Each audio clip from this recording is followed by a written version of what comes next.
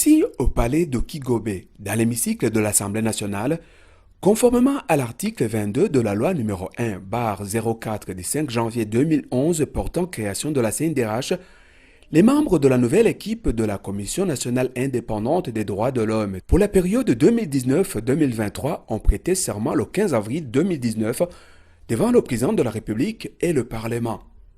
Devant le président de la République, devant le Parlement, moi, Dr Sixte Vignini Mouraba, membre de la Commission nationale indépendante des droits de l'homme. Ce serment est un engagement solennel de cette commissaire devant le juge suprême et les représentants du peuple des deux chambres réunies à s'investir corps et âme pour bien accomplir leurs trois missions. Je pense que l'image vraiment est bonne. Ça fait pas mal d'années que la collaboration entre différents partenaires ne marchait pas bien, mais maintenant avoir le nombre de partenaires qu'on a, avoir le nombre de demandes de partenariat qui arrivent à la CNDH, je pense quand même et qu'il faut se féliciter qu'on voit qu'on est en train d'aller vers l'avant. C'est pourquoi dès la prise de fonction le 26 avril 2019, les nouveaux commissaires ont toujours manifesté un engouement d'innovation dans la manière de travailler et de communiquer avec les partenaires. Des actions de lobbying et de plaidoyer ont été menées en direction ou en provenance des acteurs étatiques et non étatiques, nationaux et internationaux, œuvrant dans le domaine des droits de l'homme. Cette remise et reprise a eu lieu au moment où la paix et la sécurité règnent dans tout le pays. La situation des droits de l'homme s'est nettement améliorée et la CNDH se trouve dans sa phase de consolidation. En effet, le Burundi a connu une longue période de conflits internes, de violations massives et cycliques. En situation de conflit, les droits de l'homme n'ont pas été épargnés. Le droit à la vie, les droits et libertés fondamentaux ont été bafoués. Qu'en est-il alors du secret à la base de l'avancée remarquable de ces dernières années ? On a pu quand même faire des descentes considérables en termes de visite de prison, des maisons de détention, les prisons et les cachots. Je vais vous signaler que vraiment, on peut dire que maintenant, on a visité plus de 80% des maisons de détention ici au pays. Je pense que ça, c'est historique, on n'a jamais vu ça. Mais aussi en termes de protection des droits de l'homme, on a adopté une stratégie d'une intervention rapide, une réponse rapide, parce que chaque fois qu'il y a eu une allégation de violation des droits de l'homme, la Commission a dépêché ses équipes pour pouvoir se rendre sur terrain et savoir exactement ce qui a été fait et aussi faire le plaidoyer nécessaire pour que les instances habilitées puissent prendre des décisions dans une période vraiment acceptable.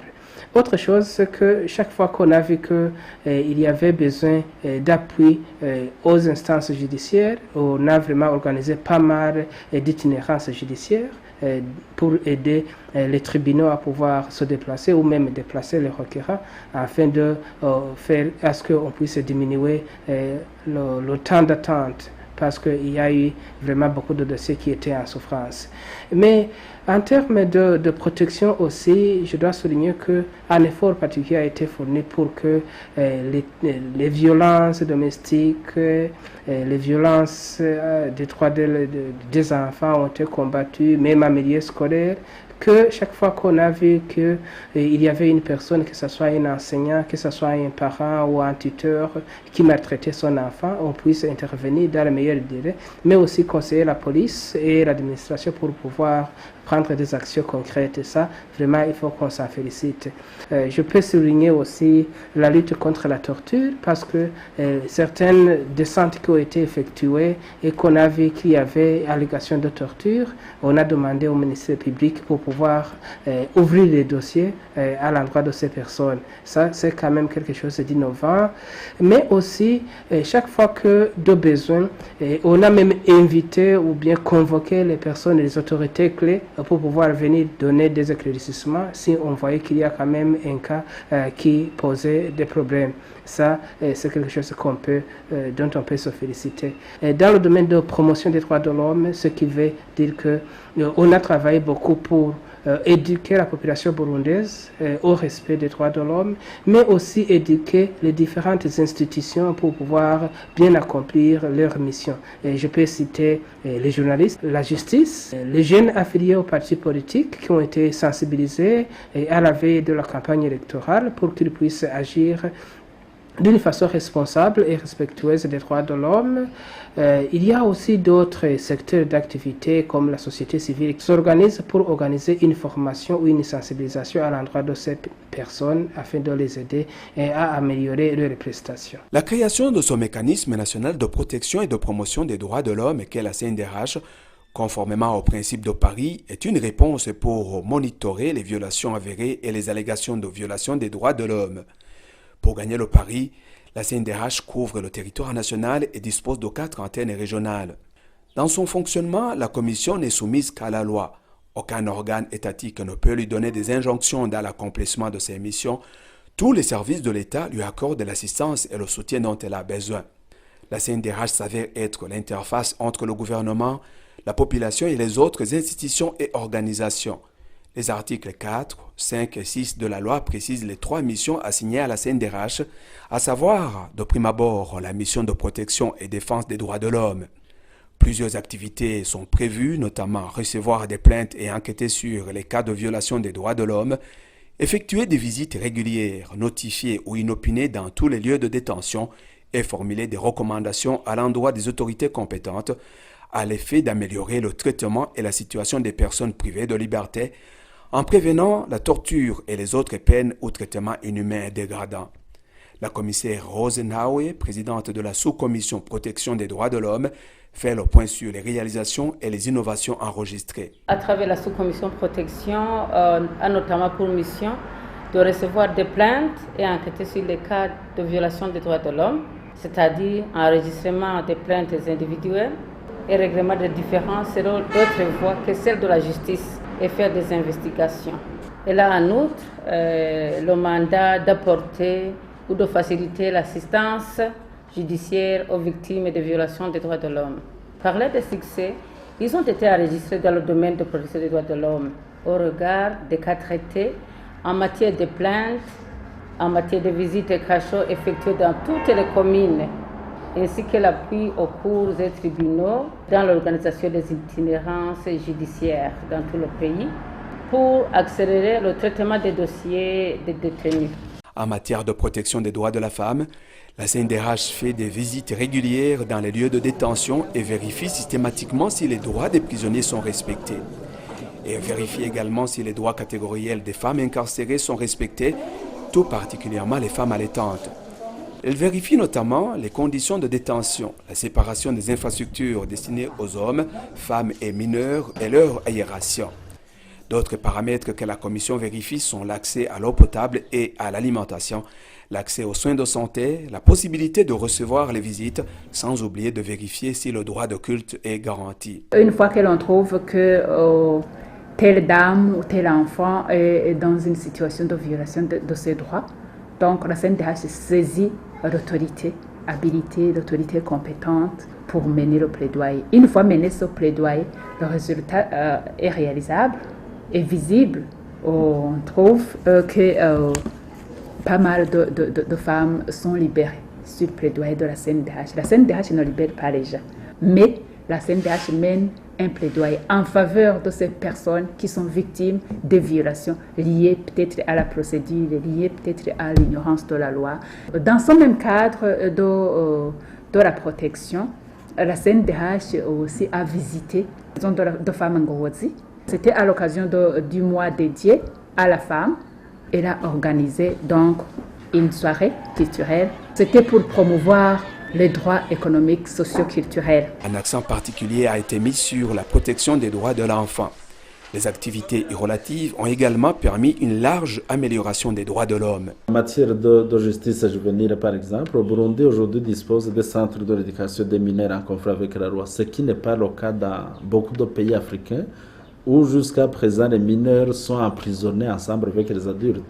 Au Burundi, depuis 2014, nous avons des centres spécialisés pour la prise en charge des enfants, ou pas enfants, mais des mineurs en conflit avec la loi. Donc ce sont les centres de Ruyigi, le centre de Rumonge, le centre de Ngozi. En matière de droit à la participation des enfants au processus décisionnaire démocratique, le Burundi dispose aujourd'hui d'un forum national des enfants qui est le premier cadre légal reconnu aux enfants. eux-mêmes comme cadre d'expression, cadre de représentation. La deuxième mission de la CNDH porte sur la promotion des droits de l'homme, inscrivant en son agenda la réalisation des activités de formation, d'information, de communication et d'éducation formelle et informelle sur les droits de l'homme. Ensuite, mener des études et recherches sur les droits de l'homme. Le commissaire Jacques Nshimirimana en est le président. Nous avons organisé pas mal d'ateliers. Aujourd'hui, nous totalisons 19 ateliers organisés durant les 2 ans sur des thématiques variées. Nous avons beaucoup plus insisté sur les organisations de la société civile, surtout leur rôle en période électorale. Nous avons organisé un atelier avec les leaders religieux pour échanger sur leur rôle important en matière de promotion et protection des droits de l'homme. Nous avons également organisé un atelier avec les journalistes aussi pour échanger sur leur rôle si important et incontournable en matière des droits de l'homme. Nous avons également touché les peuples autochtones, les organisations qui défendent les droits des peuples autochtones. Ici au Burundi, ce sont les Batwa.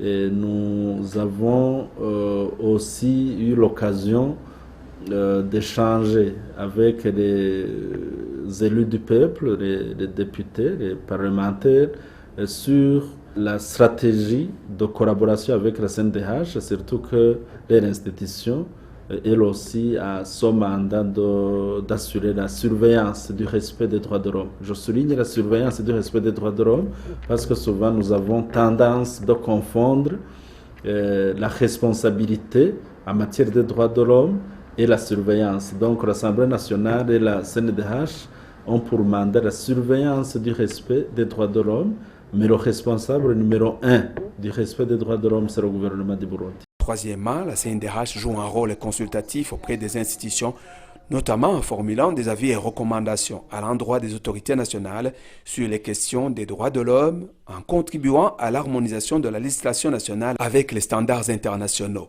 Les missions de protection et de promotion des droits de l'homme ne se font pas exclusivement au bureau. La planification des activités astreint aussi la CNDH à organiser des descentes sur terrain en vue de faire de la CNDH une institution de proximité à l'écoute des victimes et des témoins des violations des droits de l'homme. Des témoignages fournis par les bénéficiaires de formation, les anciens détenus mis en liberté, les victimes des VBG assistées ou les enfants ayant bénéficié d'interventions de la CNDH illustrent mieux la portée des interventions de la CNDH, souvent couronnées de succès.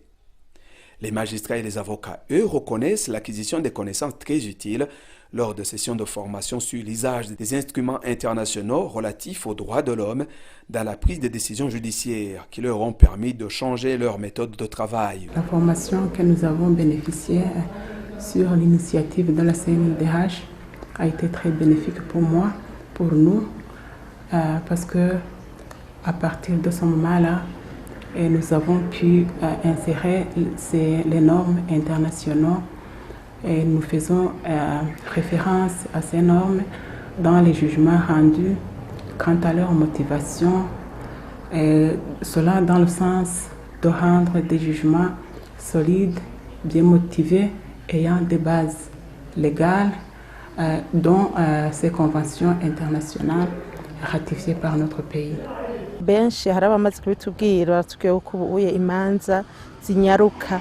Tout le monde a déjà constaté que leurs procès sont vite traités et bien tranchés.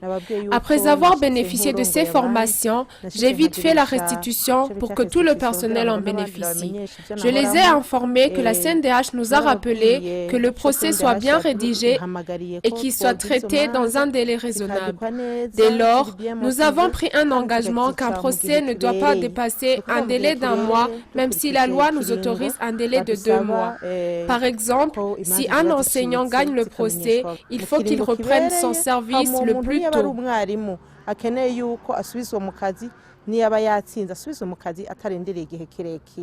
Cyatumye imanza zicibwa ku rugero rushimishije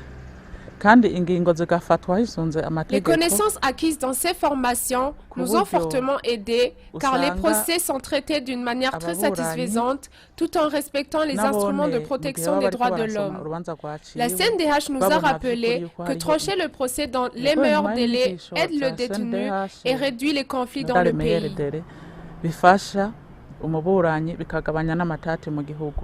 D'anciens détenus constitués de femmes et d'hommes retournés auprès de leurs vagues quotidiennement aux activités pour l'épanouissement de leur famille et aussi ne cachent pas leur sentiment de satisfaction à l'égard des actions de la CNDH.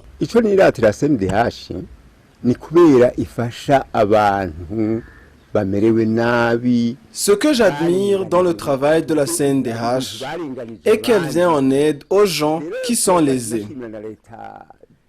Je félicite l'État du Burundi pour avoir pensé à mettre sur pied la CNDH parce que nous autres petites gens, nous étions lésés du fait qu'on ne pouvait pas jouir de nos droits sans rien donner. J'ai saisi la justice pour la première fois quand j'avais 50 ans. J'en ai actuellement 80. Je pense que Dieu m'a prêté longue vie pour que j'assiste à ces changements. J'allais partir sans rien laisser à mes enfants. Heureusement, je viens d'avoir une notification qui m'apprend que j'ai gagné le procès.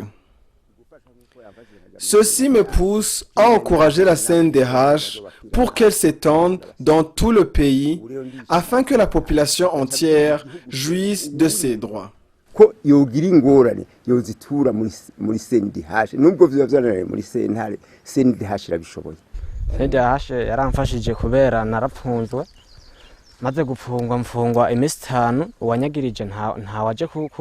J'ai passé 5 jours au cachot et personne n'est venu m'accuser. Mes parents ont saisi la CNDH et cette dernière a plaidé à ma faveur et le même jour la police m'a libéré. Je remercie vivement la Commission nationale indépendante des droits de l'homme. CNDH niyo yamfashije iraza kunkurayo. La CNDH m'a fortement aidé car dès le premier jour, je n'avais pas les moyens de payer les frais de transport et j'allais à pied. Je quittais la maison à 6 heures pour revenir à 18 heures. Les mots me manquent pour exprimer ma gratitude envers la CNDH qui a plaidé pour la libération de mon fils. Que Dieu bénisse la CNDH.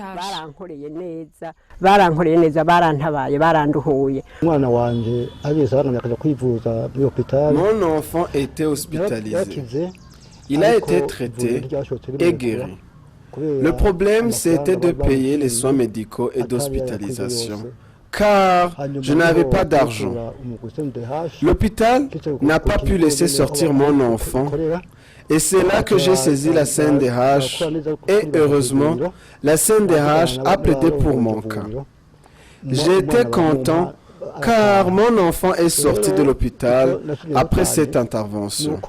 Je remercie vivement la CNDH pour ce travail.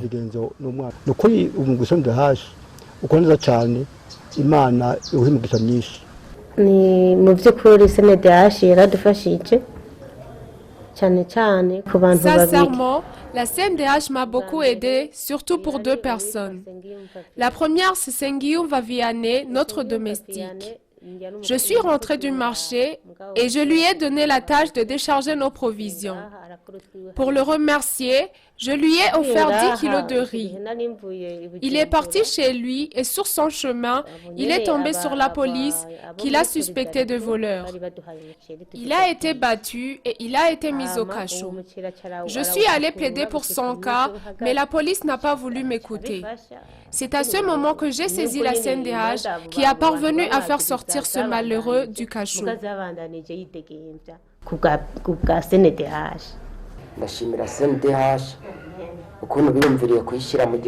Je suis content que la CNDH ait été mise en place au Burundi. Si elle n'avait pas été créée, je pense que je ne serais pas là où je suis, en vie, car j'étais en conflit avec un homme très puissant. Pour preuve, 5 de mes camarades en prison sont morts avant leur comparution. En ce qui me concerne, c'est grâce à l'assistance de la CNDH que je suis libre.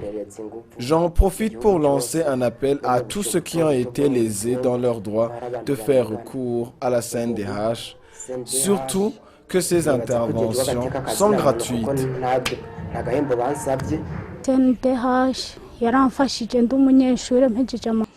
Au moment où je terminais mes études, j'ai été engagée dans une ONG pendant 6 mois. Je travaillais comme un employé, mais cette ONG m'a dit que j'étais au stage. Après, j'ai soumis ma question à la CNIDH et celle-ci m'a conseillé d'aller me plaindre au tribunal du travail. La CNIDH a bien suivi mon dossier jusqu'à ce que je me suis dit qu'elle est comme un parent pour moi.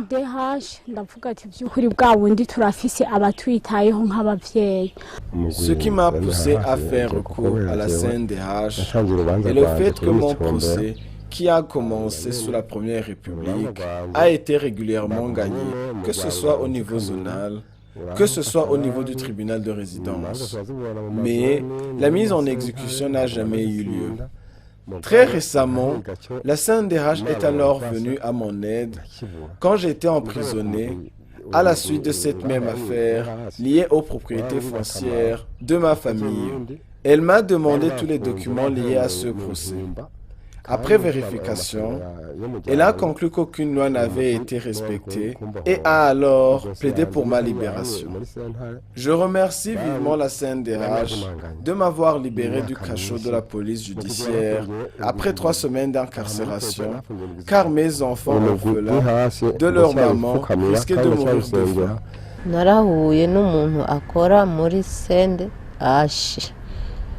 J'ai rencontré quelqu'un qui travaille à la CNIDH et m'a demandé la cause de mon incarcération. Je lui ai raconté mon histoire. Au fait, j'avais une dette de quelqu'un de 600 000 francs et j'ai promis que j'allais rembourser par tranche. Mais il a refusé, il a préféré me mettre en prison. Après avoir écouté mon histoire, il a vite allé s'entretenir avec les juges.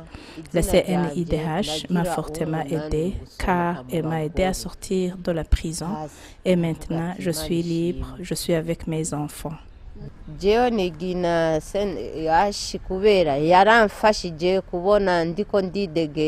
Plusieurs autres partenaires apprécient la qualité des prestations de la CNDH.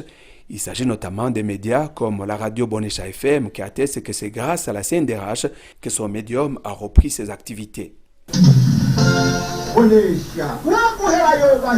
Je dois d'abord me réjouir d'avoir cette occasion d'exprimer nos vifs remerciements à l'endroit de la Commission nationale indépendante des droits de l'homme pour son rôle qu'elle a joué pour nous aider à obtenir la réouverture de la radio Bonesha FM. Et d'abord, une commission nationale indépendante des droits de l'homme a un rôle crucial dans la promotion des droits humains dans un pays. Pour un pays comme le Burundi qui a un passé depuis longtemps et marqué des fois par des violations des droits humains de façon flagrante, une telle commission doit avoir une valeur ajoutée. Et je crois qu'aujourd'hui, on peut constater qu'avec la nouvelle équipe, il y a eu cette avance. Et notre organisation avait été suspendue par une ordonnance ministérielle en 2019. Nous avons approché la CNDH, nous avons présenté nos doléances, nous lui avons exposé le dossier en long et en large et il nous a reçu et il a accepté le dossier et il y a travaillé et nous avons été quand même très contents de voir que le dossier a abouti parce que la suspension a été levée. Je voudrais féliciter la CNIDH pour son investissement dans des questions essentielles qui sous-tendent l'évolution démocratique du Burundi. Bien que la CNDH ait connu des succès évidents au cours des dernières années, elle a aussi rencontré quelques difficultés et défis qui sont érigés en obstacle dans la mise en œuvre de ses activités. Et le premier défi, c'était d'abord de pouvoir mettre ensemble l'équipe. Vous savez, si vous avez une nouvelle équipe, c'est pas toujours facile d'avoir une même vision. Donc, on a pris un peu plus de temps pour pouvoir comprendre les choses de la même façon. Ça, c'était la première chose. Mais aussi, vous savez que les droits de l'homme, c'est un domaine très vaste. Ça veut dire que vous pouvez vous adresser à une instance administrative et l'instance va croire que ça ne relève pas de votre compétence. Mais aussi les défis financiers. Auparavant, on n'avait aucun partenaire. Donc, et même le budget qu'on avait, c'était vraiment, je pense, vers le tiers de ce qu'on a maintenant. Ça veut dire que les activités étaient presque impossibles. Donc, si on n'a pas de moyens financiers et si on n'a pas d'expertise nécessaire, on a même dû faire recours à une expertise internationale pour nous former en termes de droits de l'homme et de stratégie et pour atteindre un progrès tangible en termes de droits de l'homme. Et j'avais oublié un défi majeur. Quand on est arrivé ici, l'équipe a trouvé la commission au statut B, ce qui veut dire que internationalement, on ne pouvait même pas participer à des forums internationaux. Donc, on devait faire le lobbying nécessaire pour pouvoir expliquer que même si on a le statut A, il faut quand même qu'on puisse collaborer avec différents acteurs, différents partenaires, mais aussi commencer le processus de réaccréditation pour voir si on peut retrouver le statut A qui avait été perdu en 2017. L'image idéale qu'on veut laisser à la CNIDH, c'est une commission d'abord indépendante, c'est une commission exemplaire dans la région, même dans l'Afrique, et je pense que ça peut être atteint. Pour faire avancer la cause des droits de l'homme au Burundi, la CNDH peut être saisie par la victime ou ses parents, les amis et les connaissances, les ayants droit, les organisations non gouvernementales des droits de l'homme, les médias ou par toute autre personne physique ou morale intéressée par le cas en cause. Les moyens de saisir la CNDH sont variés. Plainte verbale dans ses bureaux, plainte écrite, la saisine par téléphone au numéro vert 22 27 71 21 ou WhatsApp 68 22 67 67. La CNDH peut également s'autosaisir d'un cas ou d'une situation qui rentre dans le champ de ses compétences et qui requiert son intervention. Ensemble, faisons avancer les droits de l'homme au Burundi.